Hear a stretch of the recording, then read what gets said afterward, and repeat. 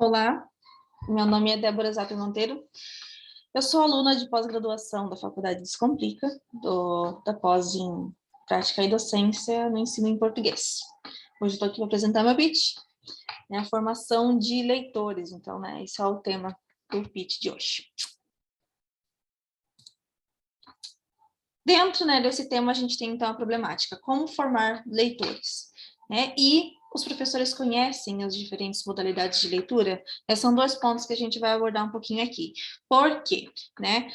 Quando a gente fala de formar leitor, né, do como formar, a gente vai estar pensando em como que a gente vai estar incentivando essa criança.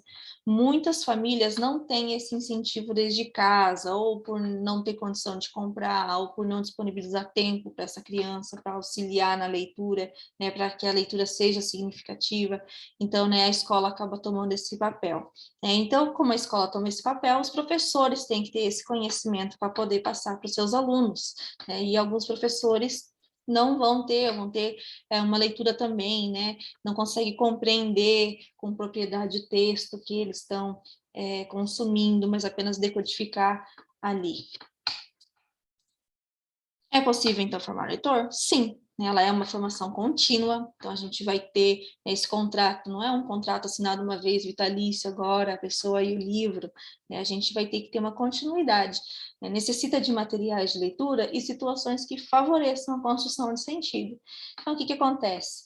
Na primeira infância, né, a gente apresenta um livro para o aluno e ele é mais fácil de ser consumido, porque ele vai estar ao lúdico, né? Então, as necessidades das fases de desenvolvimento dessa criança vão ser atendidas, mas conforme ela vai aumentando, né, vai passando fases, né, essas necessidades não vão ser supridas e é nessa fase da pré-adolescência e adolescência que muitos alunos deixam de ler quase que completamente.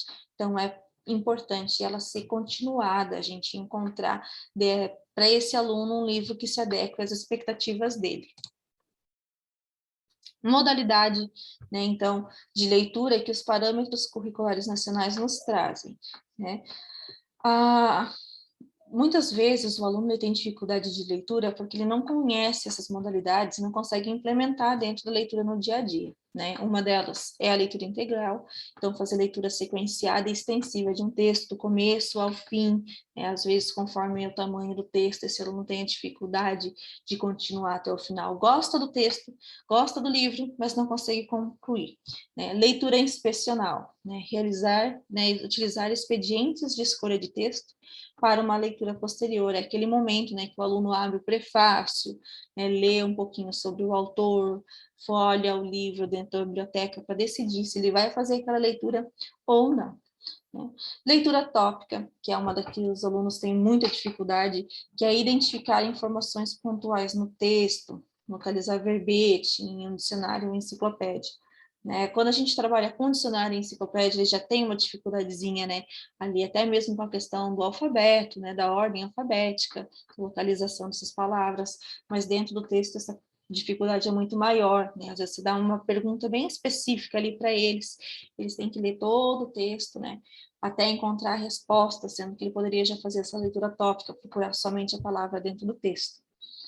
Leitura de revisão, que é identificar e corrigir num texto dado determinadas inadequações em relação a um padrão estabelecido. Essa leitura, até mesmo alguns professores têm dificuldade, né, e daí porque tem dificuldade de corrigir textos, né, dentro das suas avaliações, mas os alunos também é uma atividade interessante para eles, para que eles desenvolvam essa capacidade e compreendam, né, as capacidades que eles têm. E a leitura item a item, que é realizar uma tarefa seguindo comandos que pressupõem uma ordenação necessária. Então, essa modalidade também ela é bem importante, e é importante colocar para os alunos, porque geralmente eles fazem essa leitura de forma oral, né? Procura no YouTube um vídeo explicando como fazer. Mas a gente tem que mostrar que tem textos, né? Que seguindo passo a passo ali é possível chegar ao esperado. E os professores também, né? Compreender isso. Então, a solução, gente, é a formação continuada dos professores. Né? Para a gente formar leitor lá no ensino fundamental e médio, é importante que o professor seja leitor. Até agora esqueci o nome da pensadora, mas ela comentou assim que um professor que tem medo de leitura, né, ou que não gosta de leitura, é a mesma coisa que um cirurgião que tenha medo de sangue, né, a gente não dá para conceber isso, né, então a gente precisa de incentivo desses professores para continuar fazendo leitura, para que a leitura seja significativa, investimento por parte do setor público, né, para disponibilizar cursos, né, referente à leitura ou referente ao assunto ali, né, a matéria do professor, né, para ele estar fazendo, e a disponibilização de tempo dentro das escolas, né, ainda assim a gente tem poucas escolas que para durante uma aula, a escola inteira para fazer uma aula de leitura, e isso é muito, muito importante.